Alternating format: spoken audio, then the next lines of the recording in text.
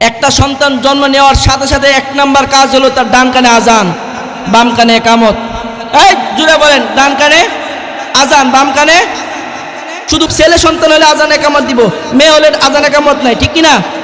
অনেকে কথা ঠিক, ছেলে হোক মেয়ে হোক, সন্তান জন্মগ্রহণ করার সাথে সাথে ডান কানে আজান, বাম কানে একামত। এই আজান একামতের এত পাওয়ার, যুদ্ধের ময়দানে কাফেররা বলে তার ডান হাত কেড়ে ফেলেছি, সে ইমান ছাড়ে না। বাম হাত কেড়ে ফেলেছি, ইমান ছাড়ে না। ডান পা কেটে ফেলেছি, ইমান ছাড়ে না। বাম পা কেটে ফেলেছি, ইমান ছাড়ে না। তার জীবন দিয়ে দেয়, তারপরও ইমান ছাড়ে না। এই ইমানের এত পাওয়ারফুল শক্তি কখন থেকে হয়?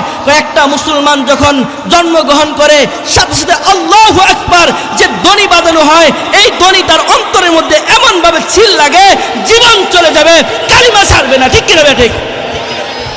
আজকে মুসলমানের ঘরে আজান একামত নাই, ঠিক কিনা ঠিক? হয় সিজারে এক সপ্তাহ দেখতেই দেয় না, দেয়া হয় নিষেধ। দুনিয়ার সমস্ত আওয়াজ তার কানের ভিতরে যাচ্ছে, আল্লাহর আওয়াজ তার কানের ভিতরে যায় না। এই জন্য মুসলমানরা এগুলো জেনে নেন। একটা মুসলমানের বাচ্চা জন্ম হওয়ার সাথে সাথে তার ডান কানে আজানের শব্দগুলো ঢুকাই দেন, বাম কানে একামতের শব্দগুলো ঢুকাই দেন। আজান একামত দেওয়ার জন্য মসজিদের ইমাম শর্ত না, আলেম শর্ত না, পুরুষ শর্ত না, যে কোনো মহিলা তার ডান কানে আজানের শব্দগুলো বললেই চলবে, বাম কানে একামতের শব্দগুলো বললেই চলবে। কিন্তু আফসোসের বিষয়, বর্তমান সমাজেও আমরা অনেক মানুষ এগুলি জানে না। আমি অনেক সময় যখন কোনো মানুষের বাড়িতে যাই, জিজ্ঞাসা করি আজান একামত দিছেন কিনা, কয় দিছি। আজান, কয় কোথায় দিছে? উঠানের মধ্যে আজান দিছে। জানে না মুসলমান, এগুলি প্রাথমিক শিক্ষাই জানে না। এই জন্য হওয়ার সাথে সাথে ডান কানে আজান, বাম কানে একামত। 2 নাম্বার কাজ হলো তাহনিক করা। কি বলেন? জোরে বলেন, শেষ করে দিছি, 6টা কথা বলবো।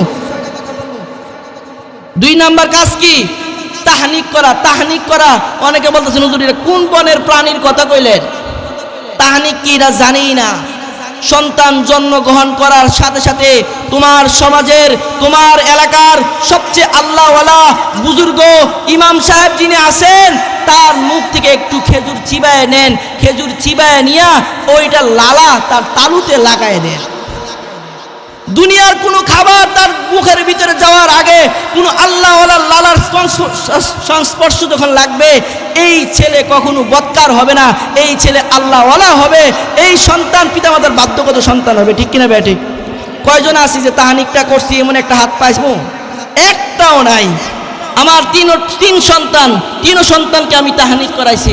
আমার যত মুসল্লিরা আছে, মুসল্লিদেরকে প্রথমে যদি আমাকে সংবাদ দেয় হুজুর ছেলে হয়েছে, হুজুর মেয়ে হয়েছে, আমি আগে বলি আজান দেন, একামত দেন, তাহানিক করেন। এটা হলো হওয়ার সাথে সাথে কাজ। এটা কখন কাজ? মুরব্বীরা বলেন। আপনাদের দোষ আছে, আমরা শিখাই নাই, আমাদের সন্তানকে শিখাই নাই, আমাদের নাতিদেরকে শিখাই নাই। আমাদেরও দায়িত্ব আছে, আমাদেরও দোষ আছে। এজন্য সন্তান হওয়ার সাথে সাথে কয়টা কাজ? জোরে বলেন। এটা সবচেয়ে বড় ওয়াজ চলতেছে এখন, আর কিছু লাগবে না। আজকের এই কথাটি নিয়ে যান। সন্তান হওয়ার সাথে সাথে কয়টা কাজ? 2টা কাজ। 1 নাম্বার আজান একামত দেওয়া, 2 নাম্বার তাহনিক করা। 7 দিন পরে 2টা কাজ। কয়দিন পরে কয়টা কাজ? কথা কয় না। 7 দিন পরে কয় কাজ? 2 কাজ। 1 নাম্বার হলো নাম রাখা। কি রাখা? নাম কি? ওই দিন আমার মক্তবে একটা সন্তান আছে, নাম কি? কয় রোজামণি। আমি কে রোজামণি কি? কয় হুজুর রোজা তৈছে, এই জন্য রাখছে রোজা। নাম রাখছে আকাশ। নাম কি? কয় বাতাস। নাম কি? কয় সাগর। নাম কি? কয় লাল মিয়া। নাম কি? তো কালা মিয়া। আছে কিনা বলেন? কয় প্রান্ত, শ্রাবন্ত, হৃদয়, অন্তর, এগুলো কি মুসলমানের নাম? আস্তাগফিরুল্লাহ, আস্তাগফিরুল্লাহ। নাম রাখছে হিমু। নাম রাখছে কি? জিজ্ঞাসা করলে হিমু নাম রাখলেন কেন? ঘরের ভিতরে দেখি হুমায়ুন আমাদের সমস্ত হিমু সিরিজ তার ঘরের ভিতরে। আগে তো মুসলমানরা কোরআন পড়তো, আগে তো দেখতাম ফজরে পরে হলেই আমাদের বৃদ্ধ বাবারা, আমাদের বৃদ্ধ মারা আগে কোরআন তেলাওয়াত করতো, তারপরে সংসারে কাজ করতো, ঠিক কিনা ঠিক? হুজুর চলে আসছে, কথা শেষ। এই জন্য তারা কোরআন পড়ে দেখছে, কোরআনে মারিয়াম আলাইহিস সালাতু ওয়াস সালামের কথা আছে, হযরত ইউসুফ আলাইহিস সালামের কথা আছে, হযরত ইব্রাহিম আলাইহিস সালামের কথা আছে। এই জন্য তাদের সন্তানের নাম হলো ইব্রাহিম, তার সন্তানের নাম হলো ইসমাইল, তার সন্তানের নাম হলো ইসহাক, তার সন্তানের নাম হলো মারিয়া।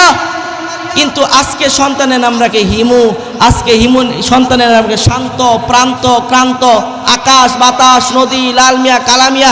নাম শুনলে বোঝা যায় না এটা মুসলমান নাকি কাফের, ঠিক কিনা বেঠে?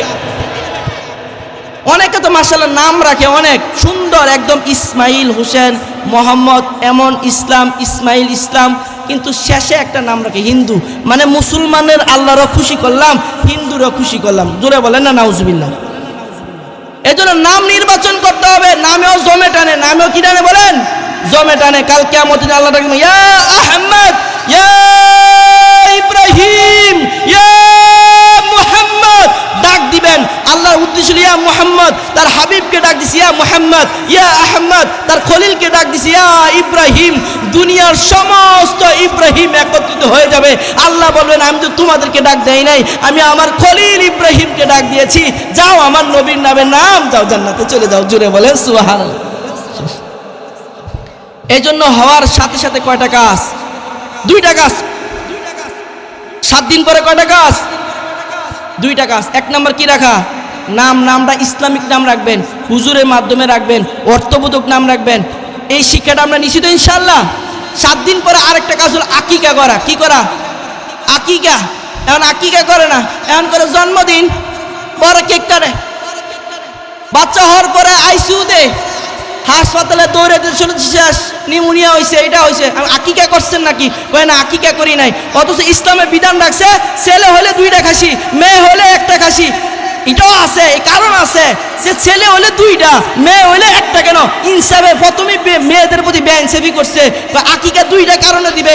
1 নম্বর হলো আল্লাহ যে আমাকে সন্তান দিছে, এই জন্য শুকরিয়া স্বরূপ আকিকা দিলাম। আরেকটা হলো তার উপর বালা মুসিবত আসবে, তার উপর যেন বালা মুসিবত না আসে। আর সাদকাতু তারাদ্দুল বালা, সদকা দ্বারা বালা মুসিবত দূর হয়। এই জন্য তাকে প্রথমেই সব দম দিলাম যেন তার উপর বালা মুসিবত না আসে। ছেলেরা যেহেতু রাস্তাঘাটে বেশি চলে, তাদের বেশি বিপদ আসে, এই জন্য তাদের 2টা খাসি। মেয়েরা যেহেতু রাস্তাঘাটে কম চলে, তাদের বিপদ আসার সম্ভাবনা কম, এই জন্য তাদের 1টা খাসি। ঠিক কিনা বে? ঠিক।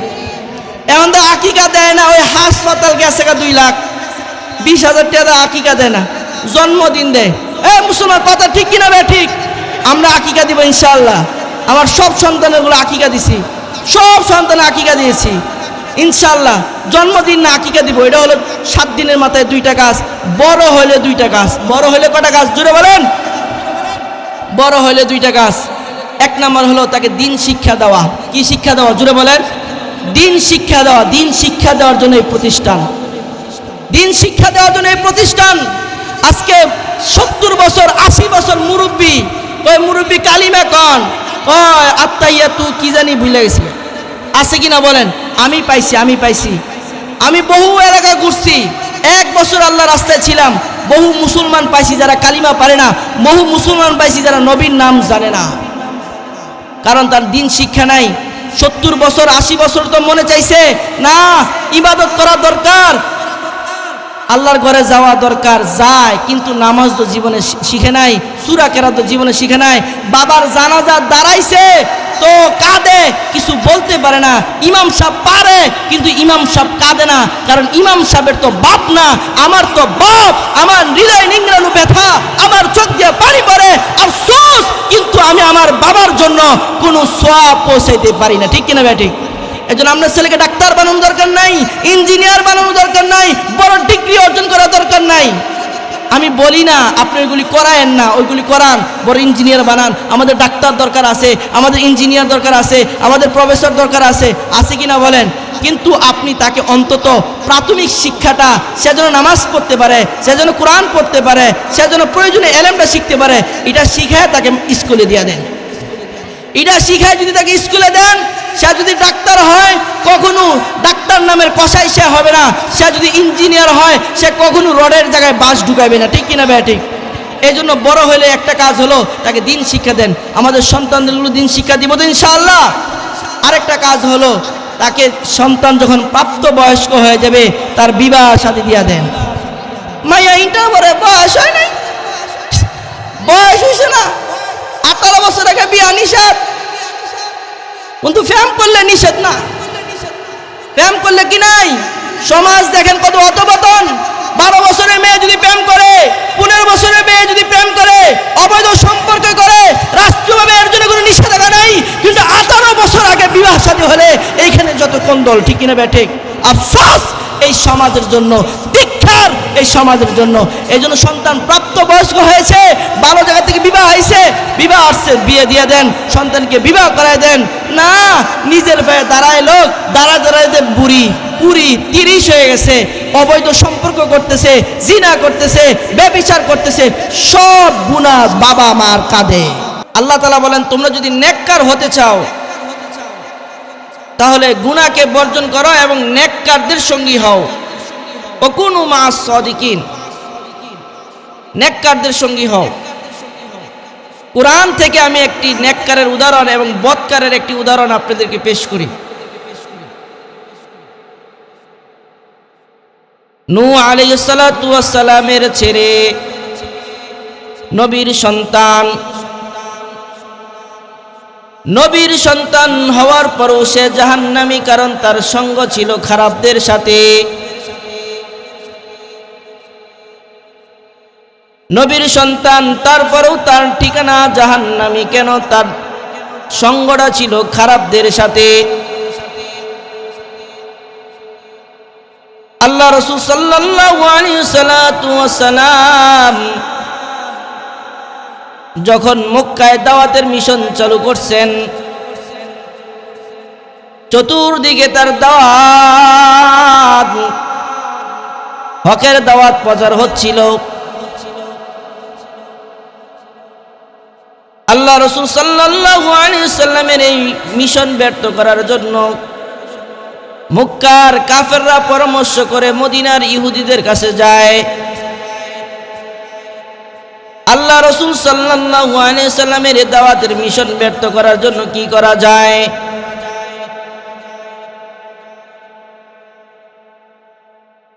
ইহুদিদের সাথে যখন পরামর্শ করে, ইহুদিরা বলে 3টা প্রশ্ন করবা তোমার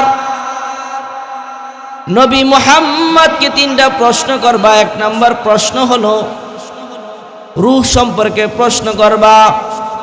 2 নম্বর প্রশ্ন হলো আসহাবে কাফের সম্পর্কে প্রশ্ন করবা। 3 নম্বর প্রশ্ন হলো যুলকারনাইন সম্পর্কে প্রশ্ন করবা। এর মধ্যে একটা প্রশ্ন ছিল আসহাবে কাফ সম্পর্কে প্রশ্ন করবা। এই কোরআনে এই আসহাবে কাফের সূরা কাফ আমরা তেলাওয়াত করি, প্রতি জুমাতে শুক্রবারে আমরা তেলাওয়াত করি। এই সূরা কাফের মধ্যে একটা কুকুরের ঘটনা আছে। আল্লাহ তাআলা সূরা কাফের ঘটনা বিস্তারিত বর্ণনা করেন। এই সূরা কাফের মধ্যে একটা কুকুর, এই কুকুরটা জান্নাতি, জুড়ে বলেন সুবহানাল্লাহ। একটা কুকুর হয়ে জান্নাতি, কারণ তার সঙ্গটা ছিল ভালো লোকদের সাথে। আমাদের সমাজে যারা গাঁজাখুর, সে প্রথমেই গাঁজাখুর ছিল না। যারা বাবাখুর, তারা প্রথমেই বাবাখুর ছিল না। যারা সিগারেট খায়, তারা প্রথমেই সিগারেট খুর ছিল না। তার একটা বন্ধু সিগারেট খায়, তার বন্ধু একটা গাঁজা খায়, তার বন্ধু একটা বাবা খায়। তার প্রথম শুরুটা করে দিয়েছিল তার বন্ধু, ঠিক কিনা বেঠিক? সুবতে সালেহ তুরা সালেহ কুনান, সুহবতে তালেহ তুরা তালেহ কুনাত। সৎসঙ্গে স্বর্গবাস, অসৎসঙ্গে সর্বনাশ। আসহাবে কাফের কুকুরটা জান্নাতি। আল্লাহ রাসূল সাল্লাল্লাহু আলাইহি ওয়াসাল্লামের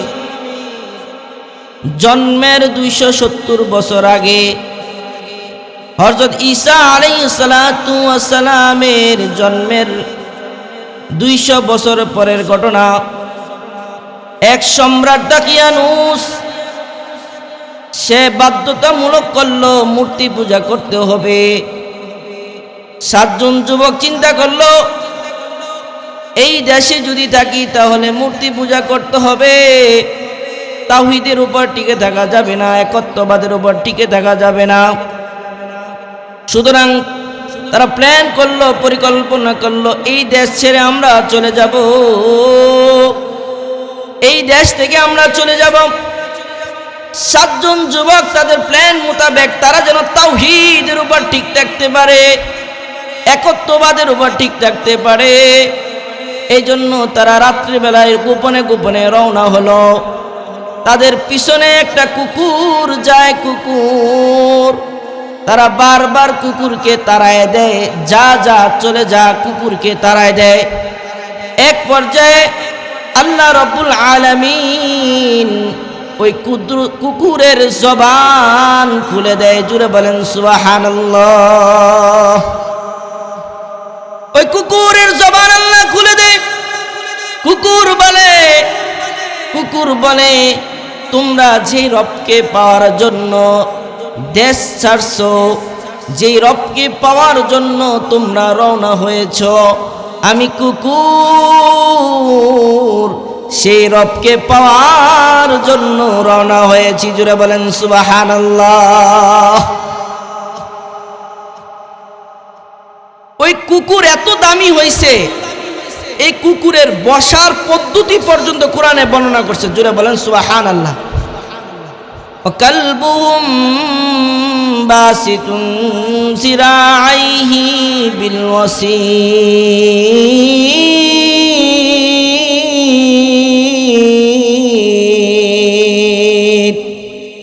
ওই কুকুরের বসার অবস্থা পর্যন্ত কোরআনে বর্ণনা করছে। দুইটা হাত প্রসারিত করে সে গুহার মুখে বসা ছিল। এই কুকুরের কথা কোরআনে বর্ণনা করা হয়েছে। কিয়ামত আগ পর্যন্ত মাদ্রাসার ছাত্ররা, হাফেজরা কোরআন মুখস্থ করবে, প্রতি বছর তারাবিতে তেলাওয়াত করবে। যত মানুষ কোরআন পড়বে কুকুরের নাম নিবে। কোরআন এত দামি, কুকুরটা এত দামি হয়ে গেছে, কোরআনটা, এই কুকুরটা জান্নাতি হবে। জুড়ে বলেন সুবহানাল্লাহ। আশরাফ আলী থানভী রহমাতুল্লাহ একদিন বয়ান করতেছিলেন, বয়ানের মধ্যে তিনি বলতেছিলেন যে কুকুরটা জান্নাতি। জুড়ে বলেন সুবহানাল্লাহ। তো বয়ানের মধ্যে একটা গ্রাম্য বেদুইন লোক বসা ছিল। তিনি বলতেছে, হাই রে, কুকুর যদি জান্নাতে যায় তো জান্নাতের অবস্থাটা কি হবে? কারণ কুকুর ভিজা অবস্থায় তার শরীরে লাগলে কাপড় নাপাক হয়ে যায়, কোনো পাত্রে মুখ দিলে 7 বার ধৌত করতে হয়। না পাক জানোয়ার, জান্নাত তো পাক জায়গা, ওই পাক জায়গায় যদি না পাক কুকুর ঢুকে তাহলে ওই কুকুরের জান্নাতের অবস্থাটা হইব কি? সম্মানিত হাজিরিন, কুকুর তো আল্লাহ রাব্বুল আলামিন জান্নাতে দিবেন, কিন্তু কুকুর হইয়া জান্নাতে যাবে না। কারণ জান্নাতের মধ্যে কোনো বুড়া যাবে না, কোনো কালো মানুষ যাবে না, কোনো খাটো মানুষ যাবে না, কোনো ল্যাংরা যাবে না, অন্ধ যাবে না, বয়রা যাবে না। এক একটা জান্নাতীকে 6টা নবীর গুণ দেওয়া হবে। 1 নম্বর গুণ হলো আদম আলাইহিস সালামের মতো বডি দিবেন, 60 হাত লম্বা, 7 হাত প্রশস্ততা। জোরে বলেন সুবহানাল্লাহ। এমন বডি আমাকে দিবেন, আপনাকে দিবেন, সকল জান্নাতীকে দিবেন। 2 নাম্বার হযরত ইউসুফ আলাইহিস সালাতু ওয়াস সালামের মতো সৌন্দর্য দান করবেন।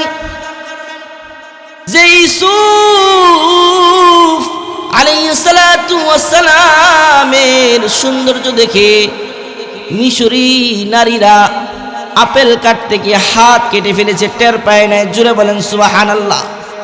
কেমন সুন্দর ছিলেন, এমন সৌন্দর্য আমাকে দিবেন, আপনাকে দিবেন, সকল জান্নাতীকে দিবেন। জুড়ে বলেন সুবহানাল্লাহ। 3 নাম্বার দাউদ আলাইহিস সালাতু ওয়াস সালামের মতো কণ্ঠ দিবেন। দাউদ আলাইহিস সালাতু ওয়াস সালাম যখন জাবুর কিতাব তেলাওয়াত করতেন, গাছের নিচে বসে বসে যখন জাবুর কিতাব তেলাওয়াত করতেন, পাখিগুলো গাছের উপর একত্রিত হইয়া যাইত। জুড়ে বলেন সুবহানাল্লাহ। নদীর পার যখন তিনি জাবুর কিতাব তেলাওয়াত করতেন, মৎস্যগুলো একত্রিত হইয়া যাইত। পাহাড়ের গলিতে তিনি যখন জাবুর কিতাব তেলাওয়াত করতেন, পাহাড়ের অলিগুলি, পাহাড়গুলো দুলতে থাকতো। জুড়ে বলেন সুবহানাল্লাহ। এমন কণ্ঠ আমাকে দিবেন, আপনাকে দিবেন, সকল জান্নাতীকে দিবেন। 4 নাম্বার হযরত মুসা আলাইহিস সালাতু ওয়াস সালামের মতো বাহাদুরি দান করবেন। হযরত মুসা আলাইহিস সালাম কেমন শক্তিশালী ছিলেন, একটা কিপ্তিকে একটা থাপ্পড় মারার কারণে সে মারা গেছে, কেমন শক্তিশালী ছিলেন। 5 নম্বর, হযরত ঈসা আলাইহিস সালাতু ওয়াস সালামের মতো যৌবনতা দিবেন 33 বছর, নাবালক থাকবে না, বুড়াও থাকবে না, 33 বছরের যুবক। আমাকেও দান করবেন, আপনাকেও দান করবেন, সকল জান্নাতীকে দান করবেন। 6 নাম্বার, সমস্ত আল্লাহ রাসূল সাল্লাল্লাহু আলাইহি সাল্লামের চরিত্র দান করবেন। আকায়ে নামদার তাজদারে মদিনা রাসূল মুস্তাফা সাল্লাল্লাহু আলাইহি সাল্লামের চরিত্র দান করবেন, যার চরিত্র নিয়া মহান আল্লাহ সুবহানাহু ওয়া তাআলা নিজে কোরআনে প্রশংসা করেন, যার চরিত্র নিয়ে আল্লাহ তাআলা বলেন ইন্নাকা লাআলা খুলুকিন আযীম।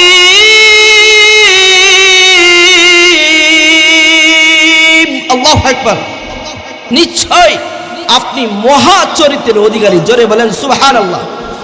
সম্মানিত হাজিরিন, আল্লাহ যদি আমার মতো বুড়াকে, আমার মতো কালো মানুষটাকে, আমার মতো খাটো মানুষটাকে এই 6টা নবীর গুণ দিয়ে এত সুন্দর বানায়ে আমাকে জান্নাতে দিতে পারে, সে আল্লাহ কি একটা কুকুরকে যুবক আকৃতি থেকে জান্নাতে প্রবেশ করাতে পারবে না? এই কুকুরটা জান্নাতি, কুকুর হইয়াও জান্নাতি কেন? জুড়ে বলেন। তার সঙ্গ ছিল ভালো লোকদের সঙ্গে, সৎসঙ্গে স্বর্গবাস, অসৎ সঙ্গে সর্বনাশ। যার সাথে যার মোহাব্বত, তার সঙ্গে তার কিয়ামত। আজকে সমাজের যুবকগুলো নষ্ট হইতেছে, তার বন্ধু নির্বাচন ঠিক নাই, ঠিক কিনা ব্যাঠিক? আজকে সমাজে যে পরিমাণ গাঁজা, ইয়াবা, নেশা চলতেছে, ইতিপূর্বে সমাজে এত ছিল না, ঠিক কিনা ব্যাঠিক? সমাজ কেন খারাপ হয়? আপনারা অনেক কারণ বলতে পারবেন। 1 নাম্বার কারণ হলো ভালো লোকদের চুপ থাকার কারণে, ঠিক কিনা ব্যাঠিক? ভালো লোকগুলো চুপ থাকার কারণে আজকে সমাজ নষ্ট হচ্ছে। এজন্য বন্ধু নির্বাচন আমার যার সাথে চলা যাবে না। হাদিস শরীফে খারাপ এবং ভালোর উদাহরণ দেওয়া হয়েছে আতরের সাথে এবং কামারের সাথে। আপনি যদি আতরের দোকানে যান, আতরের দোকানে যাওয়ার সাথে সাথে আপনি একটি সুঘ্রাণ পাবেন, ঠিক কিনা ব্যাঠিক? আর যদি কিছুক্ষণ দাঁড়ায় দেখেন, আতরওয়ালা বলবেন ভাই একটু আতর লাগায় দেখেন। আর যদি আতর লাগায় আপনার আতর পছন্দ হয়, আপনি আতর কিনেন, তাহলে 3টা লাভ থেকে একটা লাভ আপনার হবেই। হয়তোবা আপনি আতরের ঘ্রাণ পাবেন, না হয় আতর যদি ভালো ব্র্যান্ডের আতর লাগান, আপনি দোকান থেকে চলে যাওয়ার পরেও ওই কাপড় যতক্ষণ না ধৌত করবেন ততক্ষণ পর্যন্ত এর ঘ্রাণ আপনার শরীরে থাকবে, ঠিক কিনা ব্যাঠিক? আর যদি আতর ক্রয় করে নেন, তাহলে এই আতর যতক্ষণ পর্যন্ত থাকবে ততক্ষণ পর্যন্ত আপনি এর সুঘ্রাণ আপনি পাইতে থাকবেন। আতরওয়ালার সাথে উদাহরণ দিয়েছে ভালো লোক। আপনি যদি এই আজকে রসুলপুর মাদ্রাসার মাহফিলে আসছেন, এটা ভালো পরিবেশ, ঠিক কিনা ব্যাঠিক? এই ভালো পরিবেশের একটা আসর আছে। আপনি কিছুই করলেন না, শুধু আতর দোকানে গেলেন, আতর ক্রয় করলেন না, আতর লাগাইছেনও না, কিন্তু এর একটা সুঘ্রাণ আপনি পাইছেন কিনা জুড়ে বলেন। এই ঘ্রাণ পাওয়ার কারণে ব্রেনের মধ্যে, মস্তিষ্কের মধ্যে একটা অনুভূতি তৈরি হয়, একটা সজীবতা তৈরি হয়, একটা ভালো লাগা কাজ করে, ঠিক কিনা ব্যাঠিক? আপনি শুধু ওয়াজে আসছেন, কিছুই করলেন না, তেমন কোনো আজকে নিতে পারলেন না, কিন্তু এই ভালো পরিবেশের একটা আসর আছে। ঠিক তেমনি ভাবে খারাপের উদাহরণ দেওয়া হয়েছে কামারের সাথে। আপনি যদি কামারের দোকানে যান, কামারের দোকানে যাওয়ার সাথে সাথে আপনি উদ্গট একটা খারাপ গন্ধ অনুভব করবেন। কামার হাপুর দিয়া আগুন জ্বলায়া নিবায় আপনি যদি ওইখানে কিছুক্ষণ বসে থাকেন তাহলে দেখবেন ছাই এসে আপনার শরীর ভরে গেছে, আপনার সাদা কাপড় নষ্ট হয়ে গেছে। আপনি মনে করেন কামারের দোকানে বসলেন না, শুধু কামারের দোকানের সামনে দিয়ে গেছেন, কিন্তু তার একটা উদ্গট গন্ধ, বাজে গন্ধ আপনার নাকে লাগবে, ঠিক কিনা বেঠিক? এই খারাপ গন্ধ থাকার কারণে খারাপ গন্ধে একটা মস্তিষ্কের মধ্যে একটা খারাপ প্রভাব পড়বে। এজন্য আপনি যদি শুধু খারাপ মজলিসে গেছেন, এর একটা খারাপ প্রভাব আপনার মধ্যে পড়বেই, খারাপ একটা প্রভাব আছেই। এজন্য আমাদেরকে বন্ধু নির্বাচনে যাচাই করতে হবে কার সাথে আমি চলবো, আমাদের সন্তানরা কার সাথে চলতেছে এই বিষয়ে আমাদের সজাগ দৃষ্টি রাখতে হবে। কারণ আজকে সমাজের সন্তানগুলো নষ্ট হতেছে সঙ্গের কারণে, ঠিক কিনা বেঠিক? এজন্য সঙ্গটা যদি অল্প সময়ের জন্য হয়, এটা হইতে পারে তার জীবন পরিবর্তনের মাধ্যম, ঠিক কিনা বেঠিক? আব্দুল্লাহ ইবনে মাসলামা একজন জগৎ বিখ্যাত বুজুর্গ আল্লাহওয়ালা, ইমাম বুখারী এবং ইমাম আবু দাউদ উস্তাদ ছিলেন। কিন্তু আব্দুল্লাহ ইবনে মাসলামা জীবনের শুরুতে এত বড় আলেম ছিলেন না। তিনি এলাকার ক্যাডার ছিলেন, এলাকার নেতা। এখন এলাকার ক্যাডাররা দেখেন না, এলাকার মাতবর নেতা টাইপের লোক আছে না কিছু, তার ব্যবসাবই অন্যরকম। তাকে দেখলে মনে হয় দুনিয়াতে কখনো মরবো না, কি অহংকার আর কি দাপট। তাকে চাঁদা দেওয়া ছাড়া কিছুই করা যায় না। তো এরকম এলাকার ক্যাটার টাইপের ছিলেন, নেতা নেতা, হাতের মধ্যে ব্রেসলেট, নাকে দুল, কানে দুল, থ্রি কোয়ার্টার প্যান্ট, অন্যরকম চলাফেরা। তো হঠাৎ এলান হলো, আওয়াজ হলো শুবা ইবনে হাজ্জাজ যাচ্ছে। শুবা ইবনে হাজ্জাজ এমন একজন আলেম ছিলেন যার লক্ষ লক্ষ হাদিস মুখস্থ ছিল। জুড়ে বলেন সুবহানাল্লাহ। এলান হলো শুবা ইবনে হাজ্জাজ যাচ্ছে, যিনি লক্ষ লক্ষ হাদিসের আলেম ছিলেন। অনেক সময় এলান হয় না, এই যে আল্লামা অলিপুরি সাহেব দামাত বরকাতুহুম আলিয়া এই রাস্তা দিয়ে যাচ্ছে, আল্লামা মামুনুল হক সাহেব দামাত বরকাতুহুম আলিয়া এই রাস্তা দিয়ে যাচ্ছে। এলান হয় বাইতুল মুকাররমের খতিব আল্লামা আব্দুল মালেক সাহেব দামাত বরকাতুহুম আলিয়া যাচ্ছে রে। এলান হয় না এমন সময়? একদিন এলান হইল শুবা ইবনে হাজ্জাজ যাচ্ছে, যিনি লক্ষ লক্ষ হাদিসের আলেম ছিলেন। আব্দুল্লাহ ইবনে মাসলামা তখন নেতা টাইপের লোক ছিল, নেতা নেতা। তিনি শুবা ইবনে হাজ্জাজের গোড়াল লাগাম ধরলেন, গোড়াল লাগাম ধরে বলে রাস্তা আটকায় দিছে, এই শুনছি তুমি নাকি লক্ষ লক্ষ হাদিস মুখস্থ পারো, একটা হাদিস শোনায় যাও, হাদিস যদি না শোনাও আজকে তোমার রাস্তা সারা হবে না। শুবা ইবনে হাজ্জাজ বলতেছে, রাস্তার মধ্যে দাঁড়াইয়া গোড়াল লাগাম দইরা তুমি আমার থেকে হাদিস শুনতে চাও?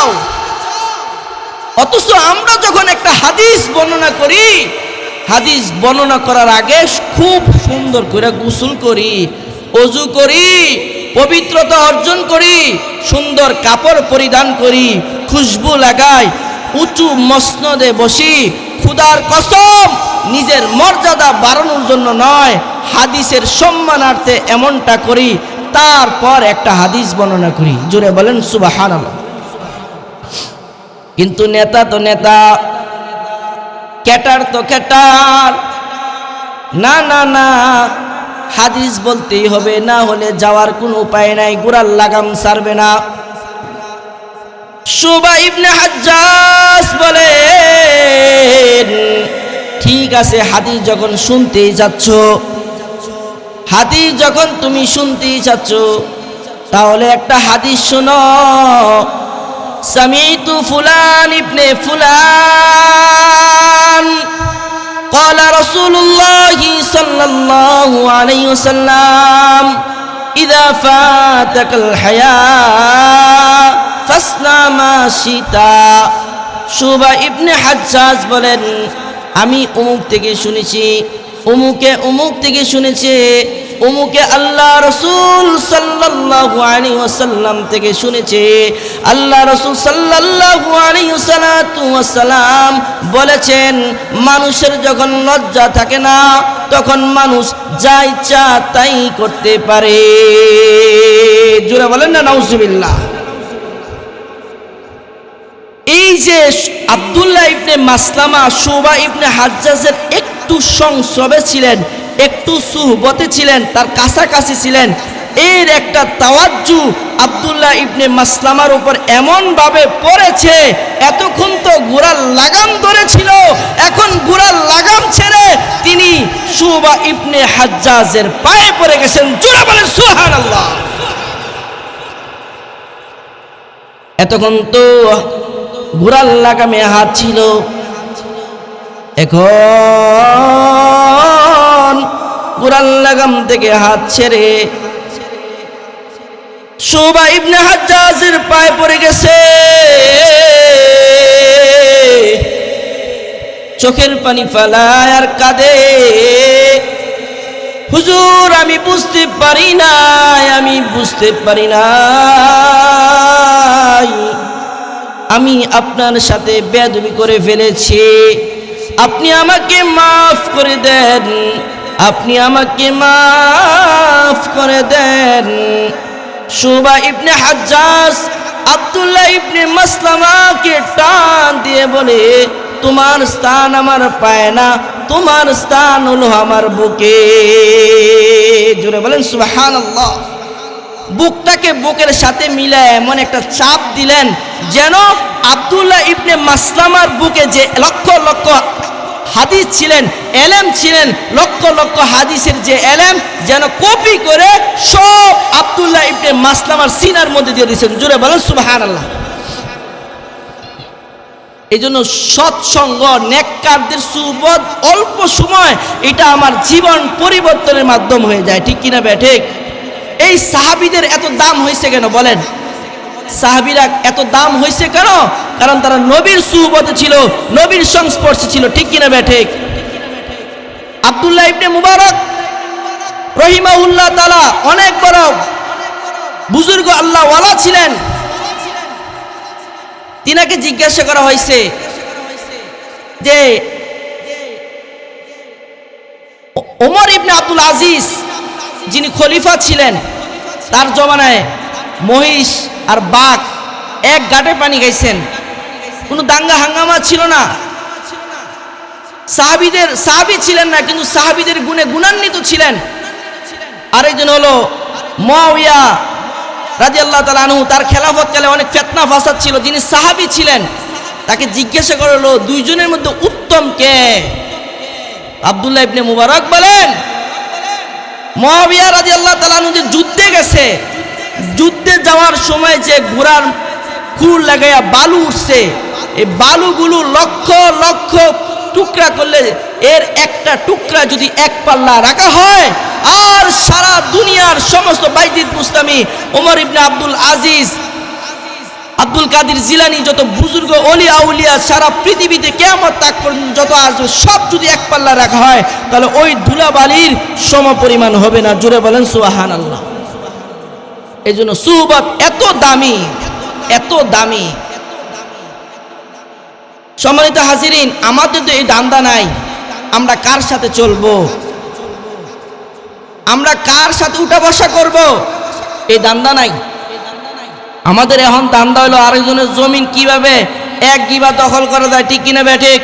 আরেকজনের পকেটের টাকা কি করে আমার পকেটে ঢুকানো যায়, কিভাবে বেজাল দেওয়া যায়, কিভাবে দুই নাম্বারি করা যায়, কিভাবে নিজের পকেট বাড়ি করা যায়, অপরের পকেট কিভাবে খালি করা যায়, এই হলো আমাদের ধান্দা।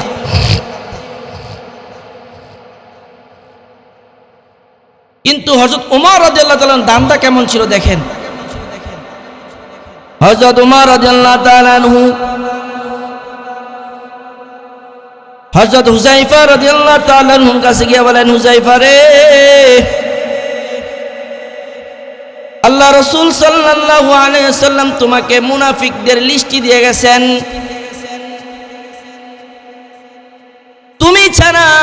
আর কেউ এই মুনাফিকদের লিস্টটি জানে না।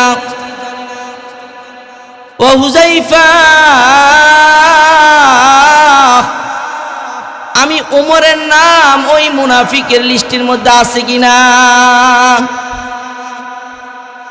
হুযায়ফা রাদিয়াল্লাহু তাআলা আনহু বলেন, আল্লাহ রাসূল তো এই লিস্টির কথা আমাকে বলতে নিষেধ করছে। জোরে বলেন না সুবহানাল্লাহ। হযরত ওমর তিনি চিন্তা করতেছে আমার নাম মুনাফিকের লিস্টের মধ্যে আছে কিনা। আর আমাদের সমাজে এমন কিছু মানুষ আছে কিনা চিন্তা করেন। আপনাদের সমাজে আছে কিনা জানি না, আমাদের সমাজে আছে।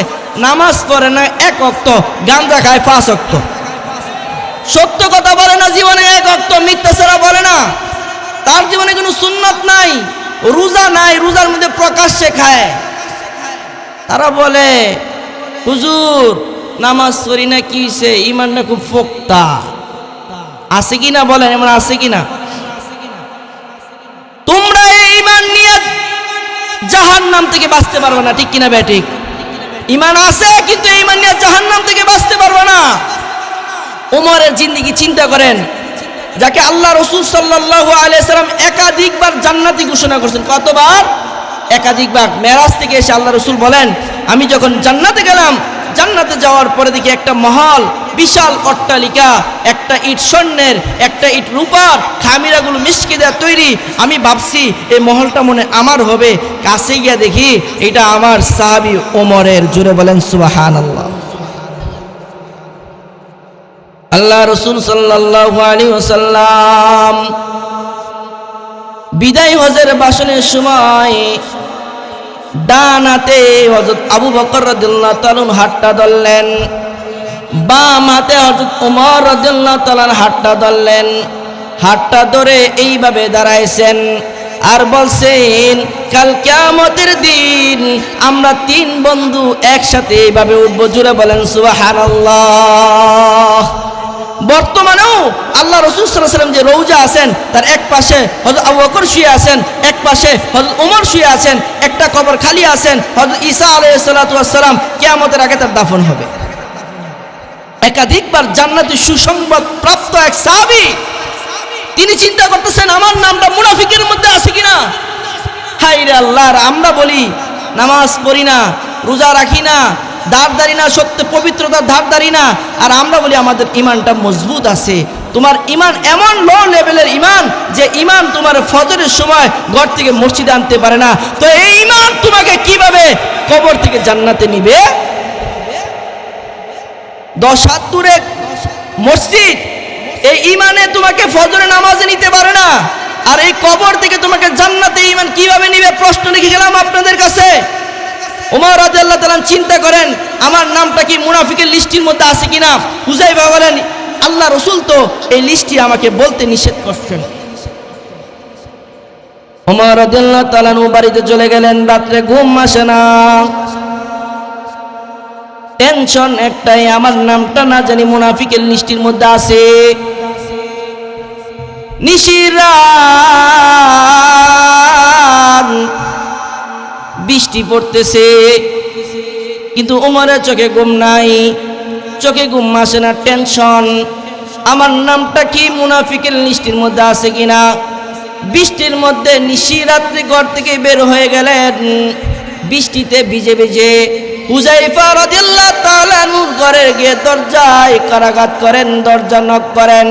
হুযায়ফা রাদিয়াল্লাহু তাআলা দরজা খুলে দেখে আমিরুল মুমিনিন হযরত ওমর ফারুক বাইনাল হক ওয়াল বাতিল, হযরত ওমর রাদিয়াল্লাহু তাআলা দাঁড়ায় আছেন। জোরে বলেন সুবহানাল্লাহ।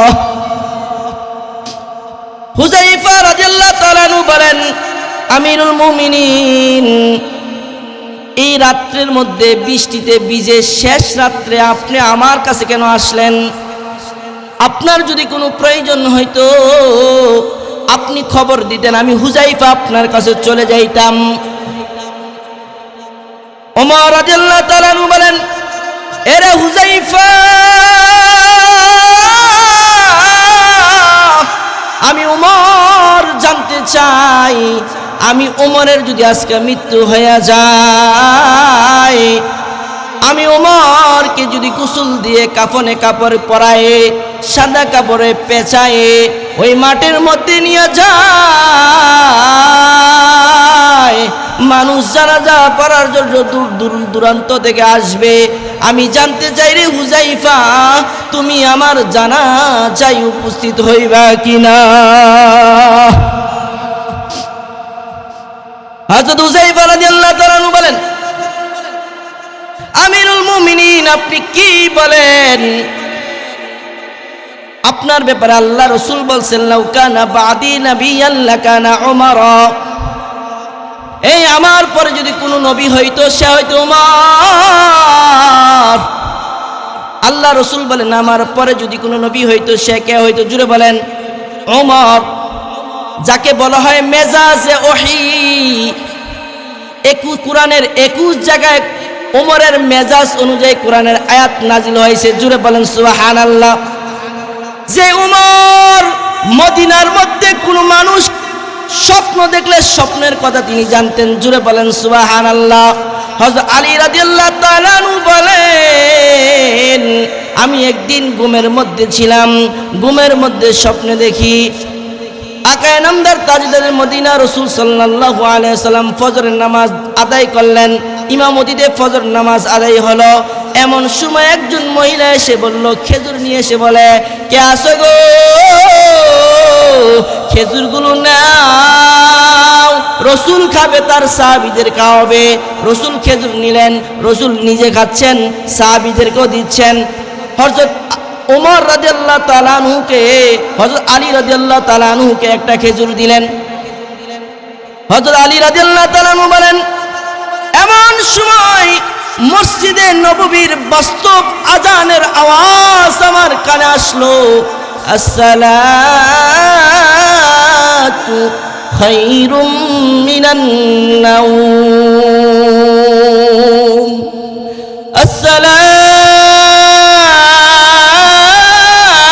আসসালাতু খায়রুম মিনান নাওম। ঘুম হইতে নামাজ ভালো, ঘুম হইতে নামাজ ভালো। হযরত আলী রাদিয়াল্লাহু তাআলা আনহু বলেন, আমার ঘুম ভেঙে যায়, ঘুম থেকে জেগে দেখি স্বপ্নে যুগের নবীর দেওয়া খেজুরের বিচিটা আমার মুখের ভিতরে। আল্লাহু আকবার, আল্লাহু আকবার, আল্লাহু আকবার। হযরত আলী রাদিয়াল্লাহু তাআলা আনহু এবার ওযু ইস্তেনজা করে মসজিদের নববীতে গেলেন। আমিরুল মুমিনিন হযরত ওমর রাদিয়াল্লাহু তাআলা আনহুর ইমামতিতে ফজরের নামাজ অনুষ্ঠিত হলো। এমন সময় একজন মহিলা এসে ডাক দিয়ে বলেন, কে আসো গো, খেজুরগুলো নাও, ওমরকে দাও, তিনি খাবেন, তার সাহাবীদেরকে খাওয়াবেন। জুড়ে বলেন সুবহানাল্লাহ। ওমর রাদিয়াল্লাহু তাআলা আনহু খেজুর নিলেন, তিনি খাচ্ছেন, সঙ্গী সাথীদেরকেও খেজুর দিচ্ছেন। হযরত আলী রাদিয়াল্লাহু তাআলা আনহু বলেন, আমাকেও একটি খেজুর দিলেন। হযরত আলী রাদিয়াল্লাহু তাআলা আনহু বলেন, ভাই ওমর, জুরিতে তো আরো অনেক খেজুর আছে, আমাকে কি আরো কয়টা খেজুর দেওয়া যায় না? আমাকে কেবল একটা খেজুর দিলেন, আরো কি খেজুর দেওয়া যায় না? হযরত ওমর বলেন, রাত্রির যুগে রাসূল সাল্লাল্লাহু আলাইহি ওয়াসাল্লাম তোমাকে একটা খেজুর দিবেন, আমি ওমর কি করে তোমাকে দুইটা খেজুর দেই? আল্লাহু আকবার। এই ছিল ওমর। লাউ কানা বাদি নাবিয়ান লাকানা উমরু। হুযায়ফা রাদিয়াল্লাহু তাআলা বলেন, আমিরুল মুমিনিন, আপনি কথা কিভাবে বললেন? যার ব্যাপারে আল্লাহ রাসূল বলছেন যার পরে কোন নবী হয়তো সে হয়তো উমর। উমর, আপনি তো মেজাজে ওহী। আল্লাহ রাসূল একাধিকবার আপনাকে জান্নাতের সুসংবাদ দিয়েছেন। আমি হুযায়ফা, আপনার জানাজা যাইব না তো কার জানাজা যাইব? ওমর বলে, হইয়া গেছে। জোরে বলেন সুবহানাল্লাহ। দান্দাটা কি দেখেন, দান্দা তাদের দান্দা কি ছিল? হইয়া গেছে। কি হইল? তুমি হুযায়ফা কোন মুনাফিকের জানাজায় যাও না, সুতরাং তুমি আমার জানাজা যাইবে, মানে আমার নামটা মুনাফিকদের মধ্যে লিস্টের মধ্যে নাই। জোরে বলেন সুবহানাল্লাহ। এজন্য আমাদের বন্ধু নির্বাচন করতে হবে। বন্ধু বন্ধু বন্ধু আমাদের সঙ্গ নির্বাচন করতে হবে। কার সাথে চলবো, কার সাথে উঠবো, কার সাথে বসবো, আমার সন্তানরা এলাকার সমাজের কোন লোকদের সাথে চলাফেরা করতেছে, এটা আমার দেখতে হবে, এটা আমার যাচাই বাছাই করতে হবে। ঠিক কিনা ভাই? ঠিক। কারণ ভালো ভালো এর প্রভাব আছে।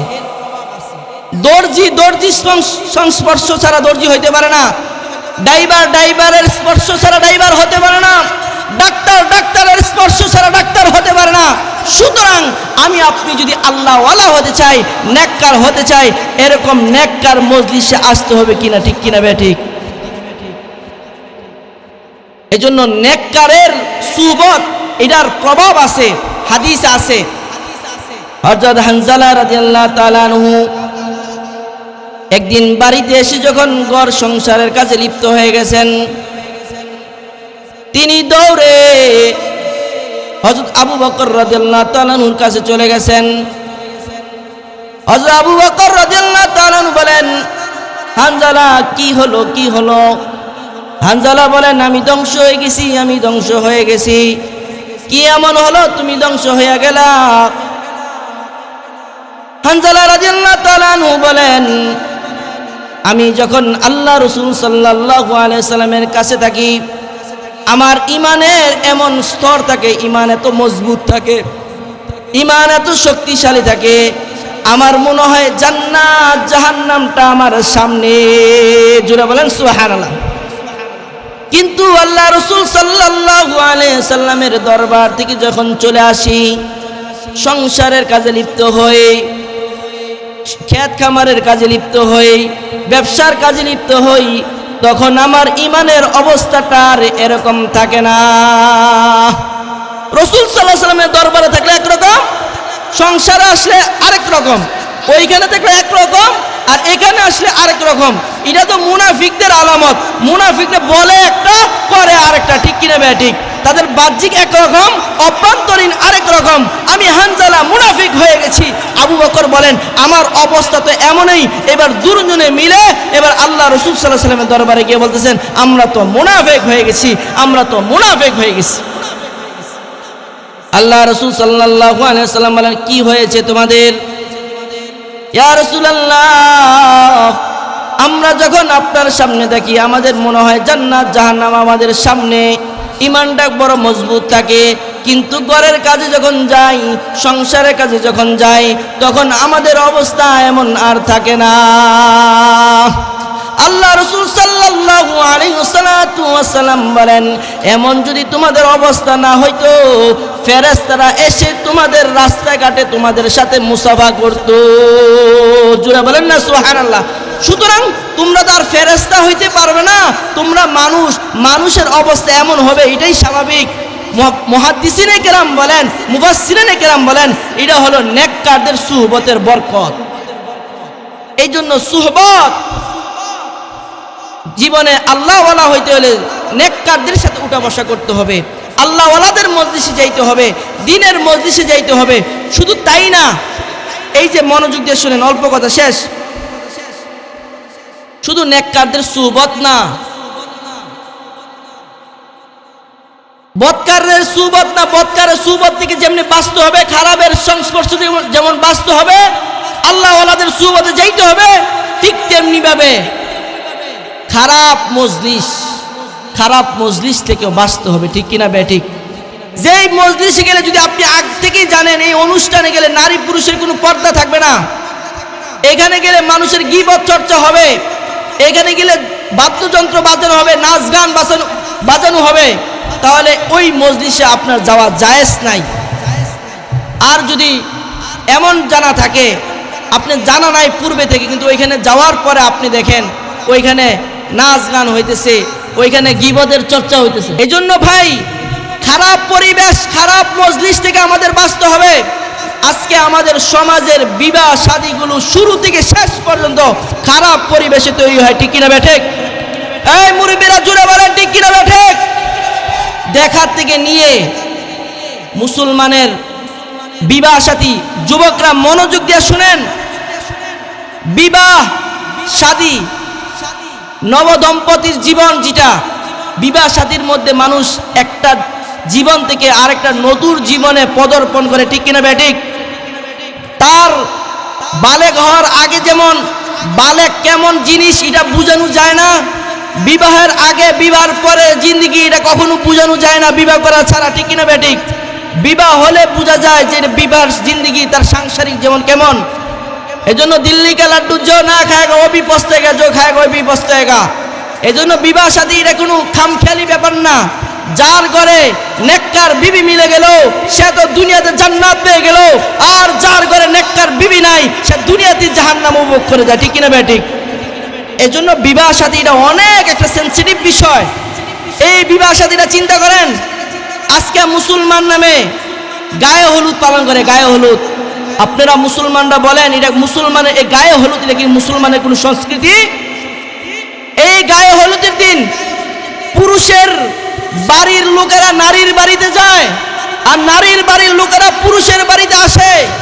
বিবাহ তো একজনের হয়, কিন্তু ওই বিবাহের অনুষ্ঠানকে লক্ষ্য করে শত শত যুবক যুবতীদের চরিত্র নষ্ট হয়, ঠিক কিনা বেঠিক? সম্মানিত হাজিরিন, যুবক ভাইরা আপনারা বিবাহ করবেন, আপনাদের প্রতি অনুরোধ একটু মনোযোগ দিয়ে শুনেন, একটু মনোযোগ দিয়ে শুনেন। এই বিবাহ শাদীর দিন আপনাদের সমাজে হয় কিনা জানি না, আমাদের সমাজে আমি দেখছি মা বোনদেরকে, আমার দাদিদেরকে দেখছি এই কাজগুলো করতে, এলাকার মহিলাদেরকে এই কাজগুলো করতে দেখছি। নদী থেকে কলসি দিয়ে পানি নিয়ে আসে দলে দলে। বলেন এটা কি কোনো মুসলমানদের সংস্কৃতি? হিন্দুবাদী সংস্কৃতি মুসলমানদের মধ্যে ঢুকেছে। দুর্বা গাছ আনে, মেহেদি আনে, মেহেদি গাছের নিচে এরকম পান আর দুর্বা খেজুর রাইখা দেয়। এগুলো আছে কিনা বলেন? এগুলো মুসলমানের সংস্কৃতি, ইহুদি নাসারাদের সংস্কৃতি। আজকে মুসলমান নামে মুসলমান, বিবাহ শাদীতে মুসলমানিত নাই, জন্ম মুসলমানিত নাই, তার জীবন মুসলমানিত নাই, মৃত্যুর পরে শুধু জানাজা দেয়, ঠিক কিনা বেঠিক?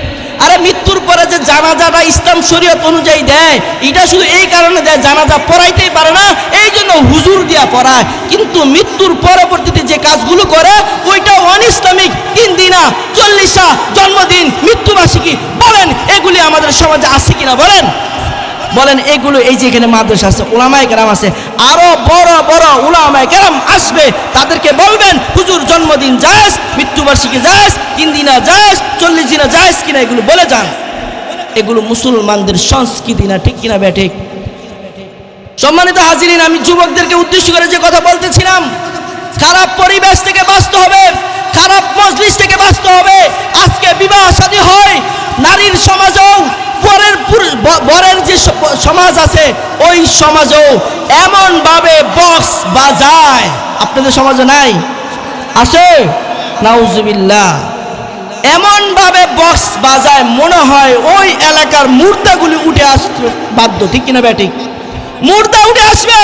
হ্যাঁ যুবকেরা শুনেন, নবদম্পতি বিবাহ এটা একটা নতুন জীবনে পদার্পণ করবা।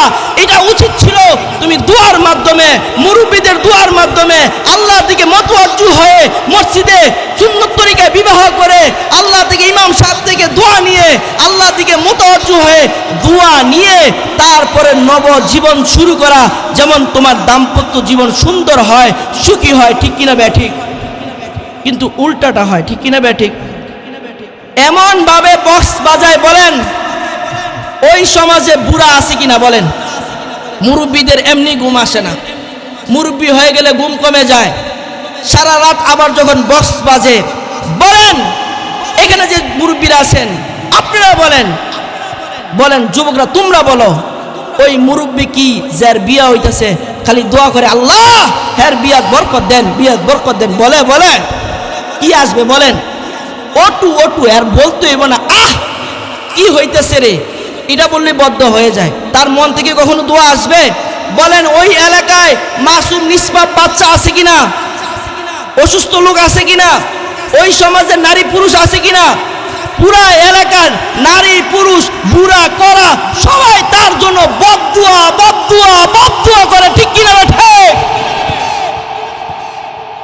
সুতরাং ওই বিবাহ যখন অনুষ্ঠান হয়, ওই বিবাহ যখন সম্পাদিত হয়, তখন ওই বিবাহ দেখা গেছে বিবাহের পরে আর শান্তি নাই, সন্তান হইছে, এখন সন্তান বাবারে মারতে যায়, বিবার 1 সপ্তাহ পরে ডিভোর্স। ঠিক কিনা বে ঠিক? ভালো সন্তান কিভাবে তুমি আশা করো? তোমার যে পদ্ধতিতে বিবাহ শাদী হয়েছে, তুমি যে জীবন অতিবাহিত করতেছো, এইখান থেকে তো কখনো তুমি কলা গাছ লাগাইয়া কখনো আপেলের আশা করা যায়? এজন্য ভাই, যুবক ভাইরা বুঝেন, এখন নিয়ত করেন আমি আমার বিবাহটা কিভাবে করব। আমি নেক সন্তান চাই, আমি আল্লাহওয়ালা সন্তান চাই। আল্লাহওয়ালা সন্তান চাওয়ার জন্য 1 নম্বর সন্তান হলো ভালো মায়ের ব্যবস্থা করতে হবে। কি করতে হবে? ভালো মা। আজকে তো আমরা সবাই স্মার্ট মেয়ে খুঁজি, ডানা কাটা পরি বিচারে, ডানা কাটা পরি। ওই ডানা কাটা পরি থেকে কখনো ভালো সন্তানের আশা করা যায় না। সুতরাং আপনি যদি ভালো সন্তানের আশা করেন, আমি বাবা আমার জীবন নষ্ট করছি যেই পথে, আমি ঠিক আমার নিজের হাতে আমার সন্তানকে ওই পথে ঢেলে দিচ্ছি। ঠিক কিনা বে ঠিক? আপনি বাবা, আপনি ভুল করছেন, আপনার সন্তানের ব্যাপারে অন্তত আপনি সচেতন হন, তাকে একজন নেককার আল্লাহওয়ালা দিকে বিবাহ করান, ওই ঘরটা একটা জান্নাতের বাগান হয়ে যাবে।